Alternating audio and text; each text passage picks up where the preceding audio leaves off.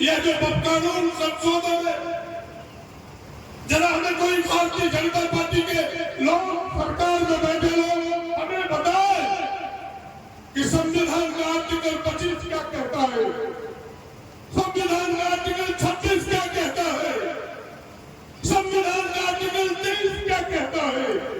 कोई हमें बताए संविधान आर्टिकल का 25 ये कहता है कि कोई व्यक्ति अंतःकरण से, यानी हृदय से, अंतःकरण से किसी भी धर्म को मानने के लिए स्वतंत्र है और उनके उद्देश्यों के पूर्ति के लिए स्वतंत्र है। आर्टिकल 26 कहता है कि मैं उस धर्म के लिए, अपनी संस्था बनाने के लिए, उनके उद्देश्य की पूर्ति के लिए हम संस्थानों को मजबूत करने के लिए स्वतंत्र है। तो फिर ये कानून क्या उसके विरोध में, जो संशोधन करने लाया, ये उसके विरोध में जाता है, जिसकी विस्तार से अभी हम सबों के सामने रखा है, ये उसके विरोध में जाता है। ये संविधान का विरोध है। इसीलिए हमने कहा कि कानून का संशोधन ये संविधान के विरोध में जाता है, अवैधानिक है, असंवैधानिक है। इसे हरगिज वापस लेना होगा, लेना होगा, लेना होगा। उसके अलावा कुछ नहीं है। और हम आपके साथ खड़े हैं, पूरी पार्टी आपके साथ खड़ी है। देश के आवाम के 80% लोग आपके साथ खड़े हैं, गारंटी के साथ। और संविधान केवल यही नहीं, लेकिन चीजों पर संविधान की आज धज्जियां उड़ाई जा रही है। आपने देखा जब आतंकवादी घटना हुई कश्मीर में, समाज में इस तरह से भरोसा जाने लगा कि वो हिंदू मुसलमान का झगड़ा है। मैं इस मंच से बधाई देता हूं कश्मीर के उन मुसलमानों को जिन्होंने पहली बार आजादी के बाद सड़क पर महिलाएं और पुरुष एक साथ सड़क पर उन आतंकवादियों का विरोध किया। मैं सलाम करता हूं उनके जैसे का, जिन्होंने देश में एक संदेश दे दिया कि आतंकवाद के नाम पर हिंदुस्तान के हिंदू मुसलमान एक साथ उसके विरोध में खड़े हैं। मैं बधाई देना चाहता हूं गोड्डा के मुसलमान भाइयों को कि मैंने असरमोनी चौक पर देखा कि भाई आतंकवादियों का पुतला जलाने वाला कोई हिंदू नहीं था, गोड्डा में भी पहला कोई था तो मुसलमान बिरादरी के लोग थे। उसके मंसूबे पर पानी फिर गया, वरना उसे भी उसी रूप में वो देखना चाहता था, उसे भी उसी रूप में समाज को परोसना चाहता था। बड़े नेताओं को छोड़ दीजिए, उनके जो छोटे नेता है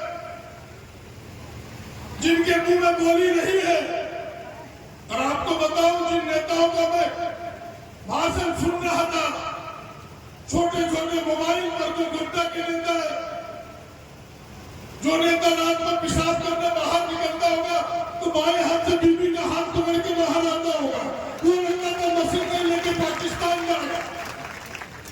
ऐसे नेता के बयान कि हिंदू मुसलमान का तफरका पैदा हो जाए, देश में भयभ्रांतता पैदा हो जाए, यही इनकी चाल है, यही इनकी वाचाल है। हमें इससे सावधान रहना है। मैं बस आज की तारीख में आपसे कह सकता हूं कि हिंदुस्तान आपके साथ खड़ा है। देश की सारी पार्टियां जो धर्मनिरपेक्षता पर विश्वास करता है, जो देश की एकता अखंडता पर विश्वास करता है, जो हिंदुस्तान के संविधान पर विश्वास करता है, देश की सारी राजनीतिक पार्टियां आपके साथ खड़ी है, इस संशोधन बिल के विरोध में खड़ी है। और हम एक तो छोटा सा हिस्सा है, हम तो जब तक जिंदा है, शरीर में खून का एक कतरा भी है, इस संविधान को बचाने के लिए है, ये देश की एकता और अखंडता को बचाने के लिए आपके साथ खड़े हैं। इसलिए बहुत लंबी चौड़ी बात न करते हुए फिर से मैं कहूंगा कि यह जो काला कानून लाया है, जो देश की एकता के लिए खतरा है, उन्होंने तो सोच समझ के लाया है कि यह सांप्रदायिक तनाव बना रहे, वैमनस्यता जिंदा रहे, गांव फिर से जिंदा हो, जो चीजें समेटी गई है फिर से उलझन में पड़े, ताकि आप आपकी संपत्ति उलझनों में पड़ जाए, आपकी संपत्ति कानून के जंजीरों में फंस जाए, दो भाग में बचे लोग। इसीलिए हिंदुओं को बहलाने फुसलाने में लगे कि न हम उनकी ओर निगाहें किए हुए हैं, जो निगाह आज इनकी ओर है कल उधर भी जाने वाली है। ये तमाम चीजें बड़ी होशियारी से हमें करना होगा। और सच में आप सबों ने क्रांति का बिगुल फूंका है, इसके विरोध में अपने कदम उठाए हैं।